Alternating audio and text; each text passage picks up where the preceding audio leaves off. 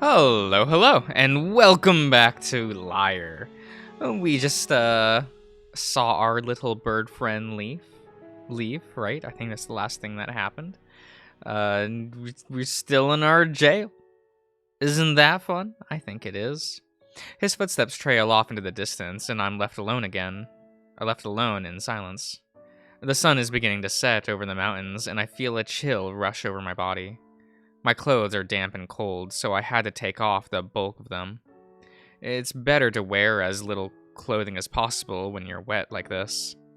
I pick up my coat and hang it on the bars of the cell door. After spreading it out in the dry easier, I sit down on my bed and lean back. Staring at the ceiling, I try to concentrate and gather myself. Soon everything fades into nothing. Then these swirling colors flow into my vision. The ground ripples beneath my high feet like a rushing current. Tigrans, however, is nowhere to be found. Can you come out? I'd rather talk with you face to face. The large chimera god appears before me in a shimmering flash. The bright green flames dance off their fur and flow up into the air. You don't trust the bird. I don't trust anyone right now. Not with this, at least. I was going to tell Lyre, but that won't be happening anytime soon. They make a reassuring gesture with their hands. I, for one, believe that you are wise in not trusting anyone with this. For now, it is best to keep it to yourself. You think he suspects it anyway. I know whether he suspects it or not. But, for your amusement, I'll pretend I have no outside knowledge. I think he suspects you're my avatar. They say this like they're walking on eggshells. So he does. He does a deep, grumbling sigh. Get some rest. You've done enough practice for today. Was he right about the persecutions and all that? You have the ability to find out for yourself, and you'll have to try later. Please try to sleep. You need the energy. Fine. Leaving is much easier when I arrive, and before I know it, I'm back in the cell. I lay down onto the bed and spread out, gathering the rest of my body as close to myself as possible to keep warm. Closing my eyes, my exhausted body relaxes, and I drift off into a deep sleep, thinking about all of the things I've seen in past memories today. Hopefully, they'll be of some use. I just need to practice. Bumping the shit around is what it is. No, okay. Chapter 9. It doesn't feel like I got as much sleep as I'd hoped. As soon as I woke up, I slid my legs off the gritty stone bench. The cold floor of the cell sends a shock through my body, but I'm too exhausted to jolt up from my relaxed position. One would think that I would be used to this by now, but I don't think I'll ever get used to it. Waking up like this isn't normal for me at all, and I definitely take some getting used to. It could definitely be worse, though. I'm positive that it's way colder out there than it is here. It's weird waking up and not hearing the birds chirping or anything like that. There's almost no noise outside of the window. The wind is absent, and I can't hear any of the trees rustling. If I pay close attention, I can hear a little bit of commotion. A little bit of commotion coming from the city. Everyone must be doing their daily routine. I imagine Eden is getting ready for the day and making a racket, getting all of his commissions prepared. Charlotte is probably getting her day started at the bakery too, prepping all kinds of food. John is most likely learning more things from her about the trade, or just making sure the kitchen doesn't fall apart. Thinking about this causes my stomach to twist and shrink. I'm surprised I can even remember their names. I only met and talked with them for a few minutes. Usually I forget someone's name the second they tell me it, but this is different. Here in Lyre, everyone is so much more interesting and unique. Nobody feels like another face in the crowd. I guess it's because I'm not used to living here. I sit up and slouch over, staring at the floor. My reflection stares back at me and I sigh. I wonder what they think of me now. They probably believe that I really did kill the king. I'd feel awful if I had that if I ever had to look them in the face again. Visions of those nobles staring at me with disgusted faces on the winter solstice suddenly invade my mind. Too many people here hide their too many people hide behind a smile. I can't say the same for the villagers in the city, but I felt more comfortable around them. Even if Even if I enjoy what I do, I feel like I'm constantly around the wrong crowd. Sometimes I wonder what it would be like to just walk away from it all. Go live somewhere nice and quiet, among people who are simple and kind. I don't know what I would do, but being away from all of this would be enough for me. I definitely want to get out more. Probably take early walks in the crisp morning air. Ritter! The voice causes me to jump a bit, and my body leans back against the wall in a stiff manner. I really wish you wouldn't scare me like that. Sorry, I was getting tired of listening to you ramble. I really hate the fact that they can hear everything I think, but I've slowly realized there's no use in complaining. I wish they shared the same sentiment. You should get used to it. Believe me, I thought I was. Their snarky tone makes me roll my eyes in a tired way, which is something I hope they see. I hear them chide me in a deep voice. You really should start practicing. The thought of practicing using the mind's eye makes me wish I could go back to sleep, even on this hard bed. I just woke up. Can't you give me a minute? Right, of course. As taxing as it is, practicing with the mind's eye is one of the few ways I can cure boredom while I'm in a cell. I'm here, I can use it as a form of escapism. I can go to all these different places and have all of these different experiences.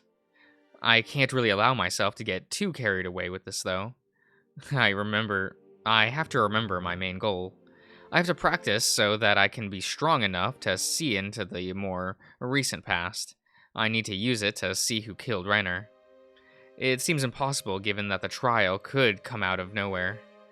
And not only that, but just knowing who the killer is won't save me. I need to use that knowledge to prove my innocence. Most importantly, I need to use it to prove who did it and have them face justice.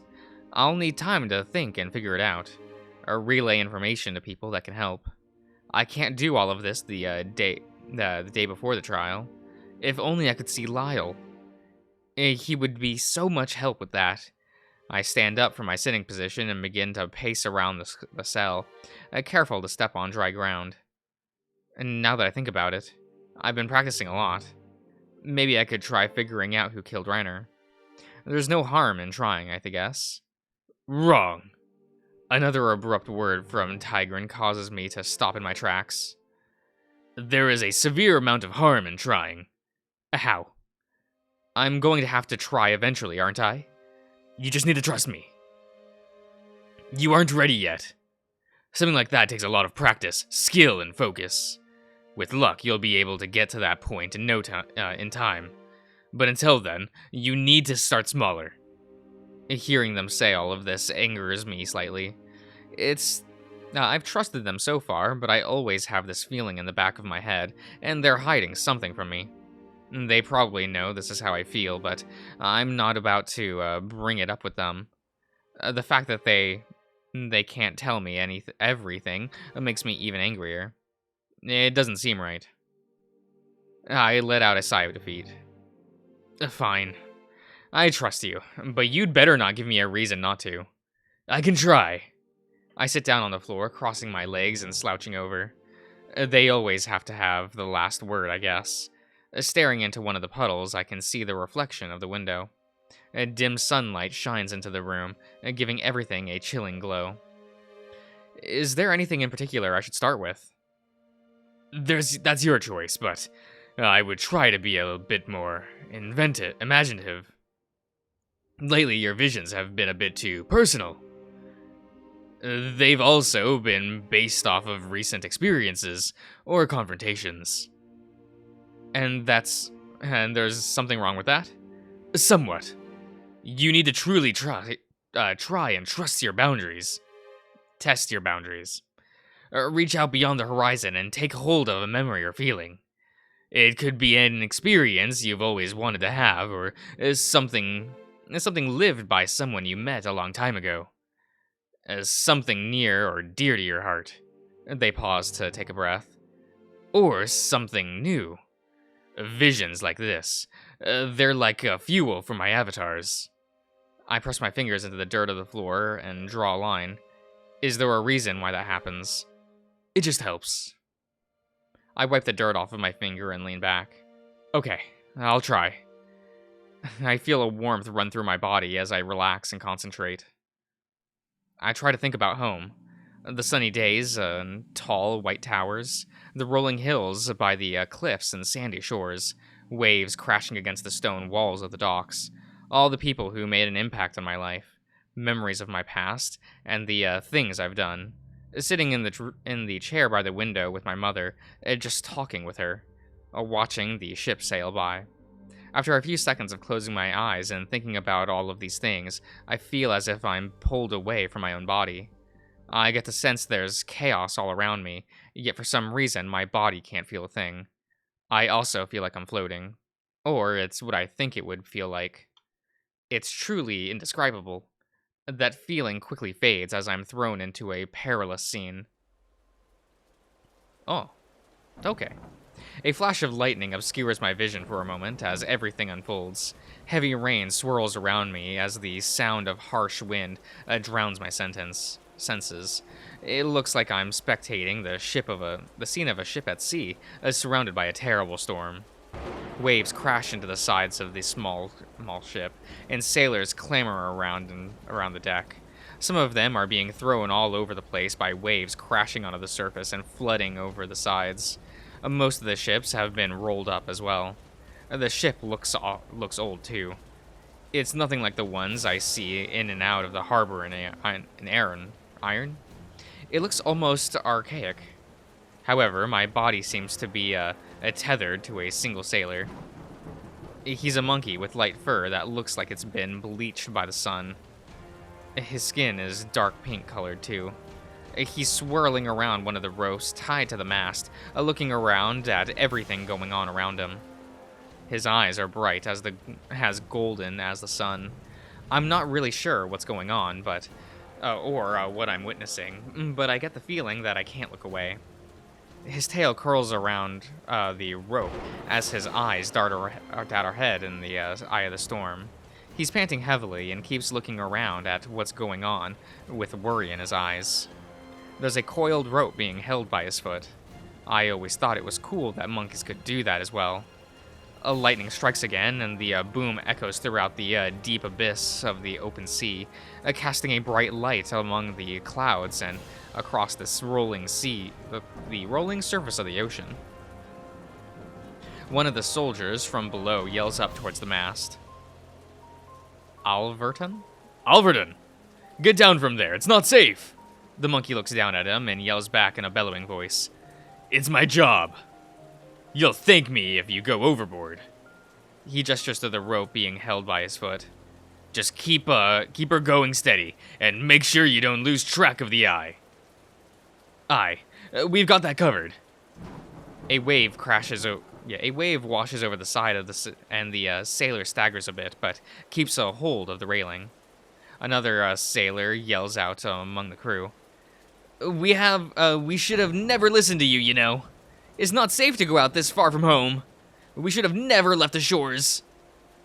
Alverton looks down with an annoyed face. Save the lecture for when we're in the clear, would you? It'll be worth it at the end with a haul we've made. As long as I know, the hole you speak of probably fell overboard not too long ago. And I don't feel like joining it. Alverton tightens his grip on the rope and looks ahead with a determined gaze. Just a bit further. He says this to himself, making it hard for me to hear. I float around him a bit more, not really having control of the direction I'm going, but staying within the general distance of his figure. It's like I'm some sort of spirit. This is really weird. I thought I was supposed to experience these things from the perspective of others. Why am I not in a body right now? Tigran told me to test my boundaries, but I'm not sure if this has anything to do with what's happening. All of the visions I've willingly had so far have been about people I've had some experiences with. Yet I feel some sort of connection with this monkey, even though I don't know him. Could he be a sailor from Iron that I've run into before? It doesn't seem likely, given how old the ship looks, but it's the only explanation I can think of. What about him being just another one of the avatars? Come on, like, Richter, this isn't that hard to figure out, is it? Or at least, like, options to consider? I snap out of my thoughts and go back to focusing on the scene playing out before me. He grips a simple-looking necklace that's tied around his neck on a string. Then it happens. There's this moment where everything seems calm. The noise from the rain is muffled and the wind slows down slightly. A deafening boom claps all around me and my vision goes away in an instant. Did lightning just strike the ship? My hearing comes back only after a second, as wind whistles through my ears. I get this false feeling of dropping, like I'm being dragged down by a heavy object. Or maybe it's like I'm taking a dive through the air, chasing something. Then there's a heavy splash and a sudden decrease in speed. All noise is muffled, and it's almost eerily soothing. Like closing a window on a rainy night. My eyes adjust to the darkness, and I can see little particles floating around me, like dust swirling through the air. The ocean. I'm under the water's surface. I get a glimpse of the monkey's figure off in the distance. Lightning in the sky above dimly illuminates the water around us, casting rays of light that beam down into the dark void beneath us. He's just floating there, his body completely still. The rope that was being gripped by his foot is gone, probably lost to the tide or is still in the ship. I try to get closer to him, but I don't feel like I'm moving. I'm not liking where this is going. I could hear this ominous vibrating noise, like an earthquake but underwater. Ominous voices and noises echo around me. A fear creeps in its way into my soul as I wait in darkness. I jolt in my seated position, painfully throwing myself into the wall behind me, letting out a yelp. What's going on in there? A guard yelling down the hall, sounding like he's pretty close. Nothing, I just slipped. I'm fine. There's a pause, then he throws his voice on the tunnel again. Just don't do it again. I hear his footsteps travel back up the corridor as I stand up, resting my head near the window. Are you going to say something, or do I have to ask? I quickly whisper this under my breath in an annoyed tone. There's silence. It's a very long silence at first. I think they didn't hear me. Then they speak up. There are just some things that I'm not allowed to explain to you. What the hell was that? Who was that? Why were you there? More silence. Look, I've been nice so far. I've been going along with all of this knowing that I could very well be in a lot of trouble. The least you can do is be truthful with me. This gets them to speak up. I am being truthful with you. It doesn't feel like it. I hear them take a deep breath. Richter, please. I've already explained all of this before. I am held back from doing certain things, saying certain things. It could cause a lot of trouble. It's not my place to give you knowledge, only the ability to seek it out yourself. I grip one of the rusty iron bars in my fist, running my other hand down my face. A little bit more facial hair prickles my hand than usual, reminding me how long I've gone without taking care of myself. Alright, I'm going to end the part here, everyone, so I will see you around.